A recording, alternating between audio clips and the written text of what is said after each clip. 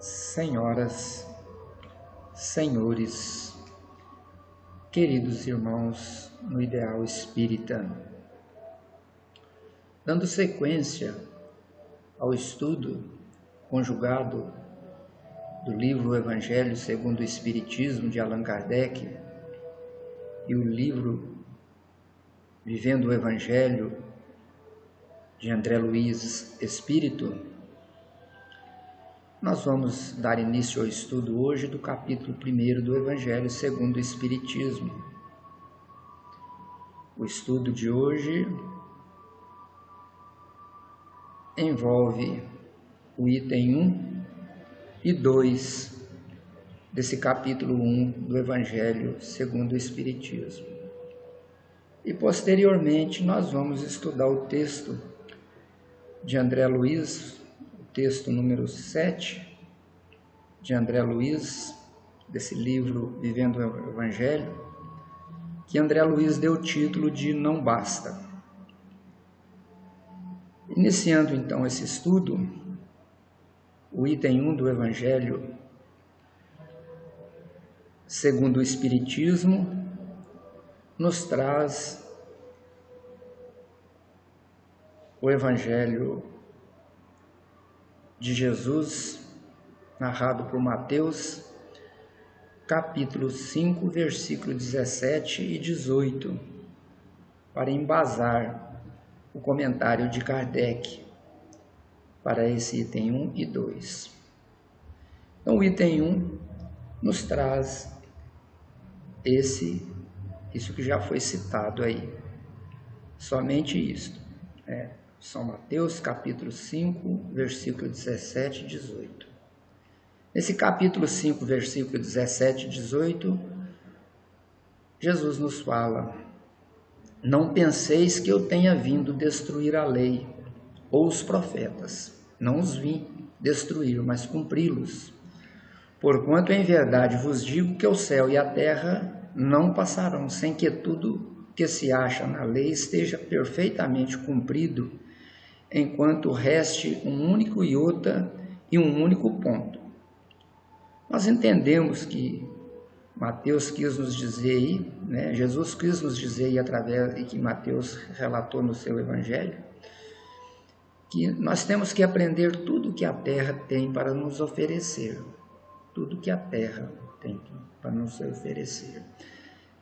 Temos que ser médico e aperfeiçoar na área da medicina. Temos que ser engenheiros e aperfeiçoar nessa área. Temos que aperfeiçoar em todas as áreas do conhecimento que a Terra nos oferece. Então, temos que aprender tudo aquilo que o planeta tem para nos oferecer. É o nosso entendimento, Porquanto em verdade vos digo que o céu e a terra não passarão sem que tudo que se acha na lei esteja perfeitamente cumprido, enquanto reste um único iota e um único ponto. É esse o nosso entendimento. Dando sequência, Kardec vai nos falar sobre o item 2. O item 2 ele vai falar sobre a lei mosaica. E ele inicia esse comentário nos falando que na lei mosaica há duas partes distintas. A lei de Deus promulgada no Monte Sinai e a lei civil ou disciplinar, decretada por Moisés. Uma é invariável, a outra apropriada aos costumes e o caráter do povo, que se modifica com o tempo. Então, toda lei consuetudinária da terra, o Código Penal, o Código Civil, o Código Comercial, ele é consuetudinário, é uma lei consuetudinária, conforme os costumes. Então, essa se modifica com o tempo. A lei de Deus está formulada nos 10 mandamentos seguintes. Esse trabalho é um trabalho grande e está inserida no Velho Testamento, como está também inserido no Evangelho segundo o Espiritismo. Não vai fazer muito efeito nós comentarmos ele, porque a segunda revelação que veio na pessoa de Jesus, a primeira na pessoa de Moisés, a segunda na lei de Jesus, na pessoa de Jesus, vai praticamente não vai aproveitar nada desses 10 mandamentos. Né? Vai tirar eles de lado, e Jesus veio sintetizar, né? Fazer um enxugamento através do Evangelho que ele nos deixou, através dos apóstolos, trazendo um mandamento único. Amarás o Senhor teu Deus, amarás a Deus sobre todas as coisas e amarás ao próximo como a ti mesmo. Toda a lei e os profetas estão inseridos nesse mandamento. É o que prevaleceu para nós até hoje, e quando vai continuar prevalecendo é esse aí. Toda a lei e os profetas estarão inseridos nesse mandamento. Amar a Deus sobre todas as coisas e amar ao próximo como a ti mesmo. É o mandamento único que Jesus sintetizou todos os mandamentos. A lei civil do Velho Testamento: não matar, não roubar, não desejar a mulher do próximo, não desejar o animal do próximo. Isso é lei civil e penal da época, então não há necessidade de fazer comentários sobre isso. Então, o que prevaleceu de tudo isso aí foi o que Jesus nos trouxe: amar a Deus sobre todas as coisas e amar ao próximo como a ti mesmo. Então, tudo isso nós vamos deixar para trás. Quem quiser consultar, ou está no Velho Testamento, ou está no Evangelho segundo o Espiritismo, nesse capítulo, eu não vim destruir a lei. E prossegue Kardec nos comentando que é de todos os tempos e de todos os países essa lei, e tem por isso mesmo caráter divino. Então, esses 10 mandamentos de Moisés têm um caráter divino, né? É de todos os tempos e de todos os países. Então, por que Moisés deu um caráter divino nesses mandamentos, sendo que eles estão todos ligados a coisas da terra? É para que aquele povo, se hoje existe muita violência, naquela época a violência e a ignorância era muito maior. Dando um caráter divino a esses mandamentos, seria mais fácil dele ter o domínio sobre aquela população. Se ele falasse que aqueles mandamentos era ele quem tinha definido, então com certeza é ele quem tinha elaborado, então com certeza ele não teria autoridade sobre aquelas pessoas. Então por isso ele deu a ele um caráter divino. Prossegue Kardec nos falando que todas as outras leis que Moisés decretou, obrigado que se via conter pelo temor um povo de seu natural turbulento e indisciplinado, no qual tinha ele de combater arraigados abusos e preconceitos adquiridos durante a escravidão do Egito. Então, todas as outras leis de Moisés decretou obrigado, né? Todas as leis que Moisés decretou obrigado a conter aquele povo, né? Pelo temor, pelo medo, aquele povo, né?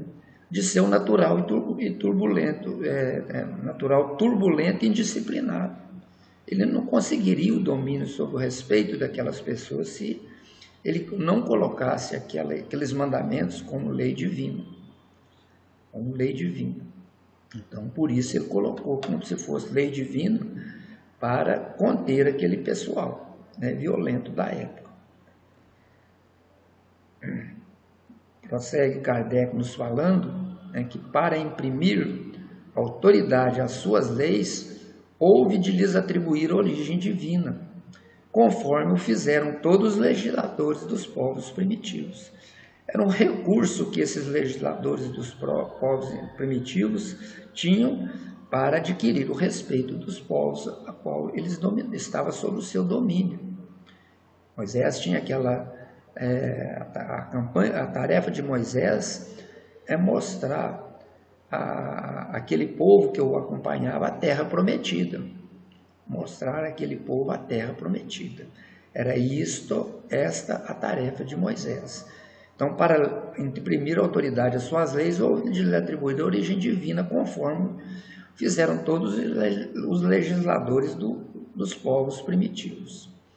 Prossegue Kardec nos falando que a autoridade do homem precisava apoiar-se na autoridade de Deus, mas só a ideia de um Deus terrível podia impressionar criaturas ignorantes, em as quais ainda pouco desenvolvidas se encontrava o senso moral e o sentimento de uma justiça reta. Então era uma ameaça, aquilo era uma ameaça contra aquele povo, né?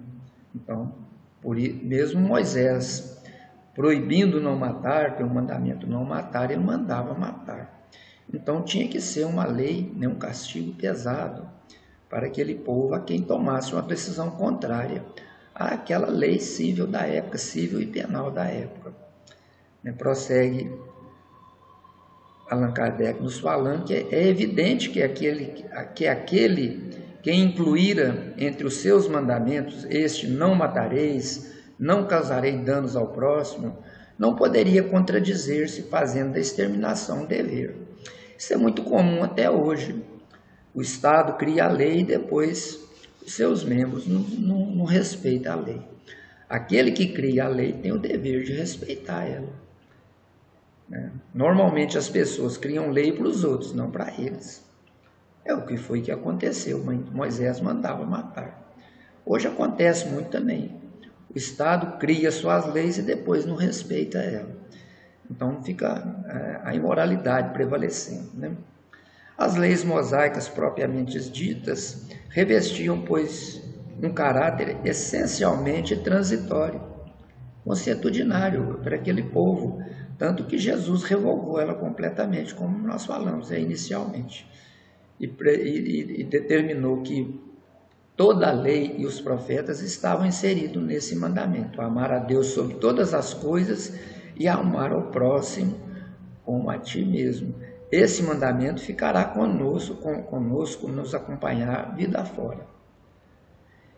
E André Luiz desenvolve o texto que ele deu o título Vivendo o Evangelho, que deu o título de Não Basta, é o texto número 7 do livro Vivendo o Evangelho. E ele inicia nesse texto nos dizendo o seguinte, ele fala: observe, você não pratica o mal, mas não constrói o bem. É a neutralidade, é a indiferença, né? É a neutralidade. Então, não adianta nada eu não praticar o mal, mas eu não construir nada em favor do bem. Nada em favor do bem. Um mau projeto executado é melhor do que um projeto de uma beleza incomum, mas engavetado. Então, nós temos que fazer alguma coisa. Nós não estamos aqui na Terra a piquenique. Nós estamos aqui a trabalho. Esse trabalho foi programado no mundo espiritual e nós voltamos à Terra para realizá-lo. E deixamos escrito lá o que nós viemos fazer aqui. Nós mesmos depois é quem vamos conferir se fizemos ou não o trabalho. Prossegue André Luiz nos falando que você não mente, mas não luta pela verdade. Não mente, mas não luta pela verdade. Não adianta nada eu não falar mentira.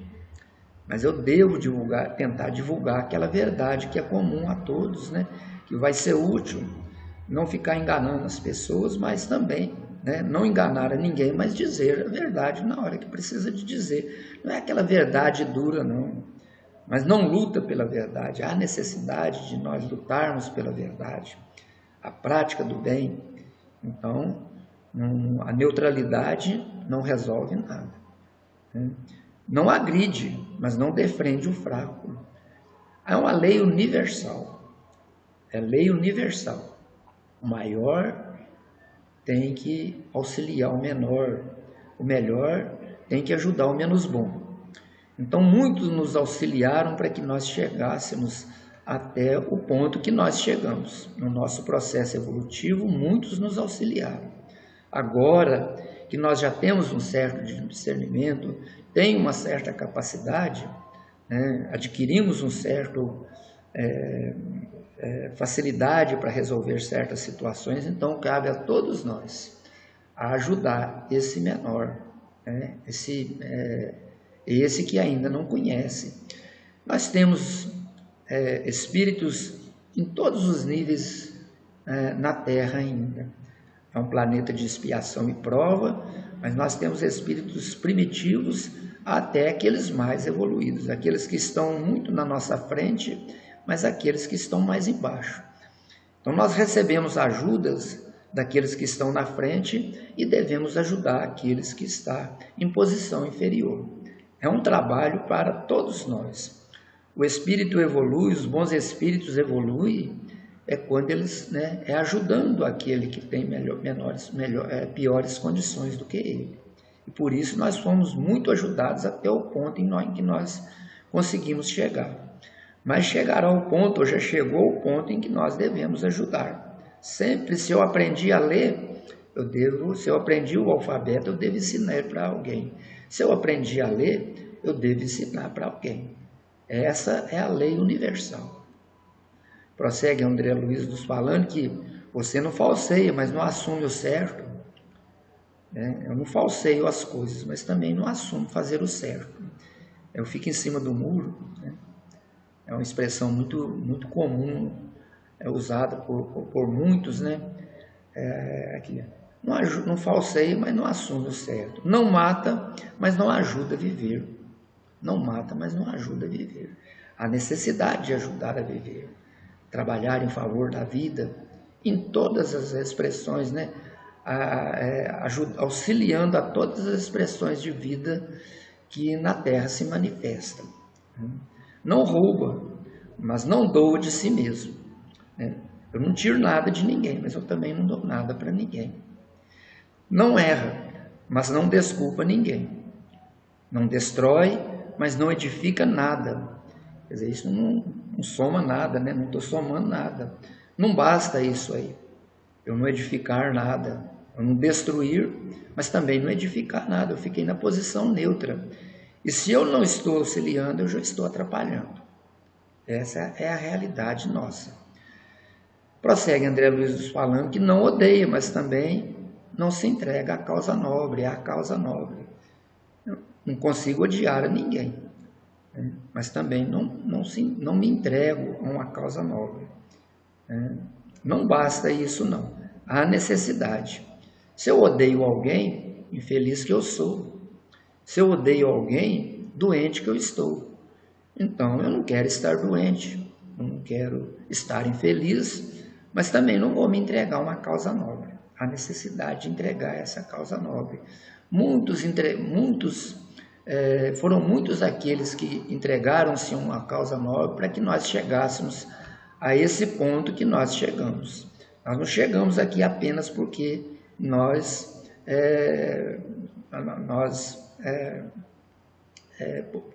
somente pelos nossos méritos, não. Com certeza nós chegamos aqui foi em função do auxílio de muitos. Quando eu cheguei à Terra já tinha escola, já tinha igreja, já tinha uma série de coisas construídas que eu não ajudei a construir. Então eu tenho que deixar a Terra um pouco melhor do que quando eu cheguei, para que sirva a outros. E com certeza, um dia eu vou ter que voltar à Terra novamente, esses benefícios já vão estar aqui. Nós temos que lutar para deixar o espaço onde nós fomos residir melhor do que quando nós chegamos. Prossegue André Luiz nos falando, contudo, Jesus exemplificou o tempo todo a atividade do bem. Então Jesus é o nosso modelo e guia, conforme os Espíritos respondem a Kardec na questão 625 do Livro dos Espíritos. Qual o Espírito que Deus colocou junto de nós aqui para nos servir de modelo e guia? E a espiritualidade superior respondeu a Kardec, Jesus. Então Jesus veio aqui, tudo o que ele nos disse, ele viveu, ele nos viveu. Contudo, Jesus exemplificou o tempo todo a atividade no bem. Então é isso que nós devemos fazer nessa nossa estada na Terra, fazer o bem, promover o bem, é o nosso trabalho. Simplesmente é o que Jesus nos ensinou, nos dando o próprio exemplo. Ele não veio sentar na praça e falar de Deus para ele, não. Comentar para nós como que Deus era. Ele veio, ela apenas chamou Deus de nosso Pai. nosso Pai que está nos céus. Ele não ficou com muito comentário, não. Ele tinha muito trabalho para ser realizado e conseguiu realizar esse trabalho em 3 anos de serviço. Apenas 3 anos de serviço, ele nos legou uma mensagem que vai nos acompanhar a vida fora. Não basta simplesmente lavar as mãos. Então prossegue André Luiz nos falando isso aí. Não basta simplesmente lavar as mãos. É preciso usá-las no trabalho digno. Nossa tarefa é isso aí. Usar as mãos no trabalho digno. O bem que eu faço, elimino o mal que eu fiz. O mal que eu faço vai gerar as minhas dificuldades, vai gerar as doenças em mim. É a causa da geração das doenças, é isso aí. É o mal que eu faço. Eu faço o mal hoje, um dia eu serei convocado para ressarcir o dano causado às leis divinas. Eu não faço o mal para as pessoas, eu faço o mal para as leis divinas. E um dia essas próprias leis, que estão escritas na minha consciência, vai me convocar para que eu ressarça o mal causado a essas leis divinas. Que esse Jesus de bondade, que esse Jesus de amor, que esse Jesus de ternura nos abençoe a todos e que nos dê força para que a gente possa fazer o bastante, fazer o necessário para que nós possamos sair daqui com a certeza que nós cumprimos com o nosso dever. Que assim seja.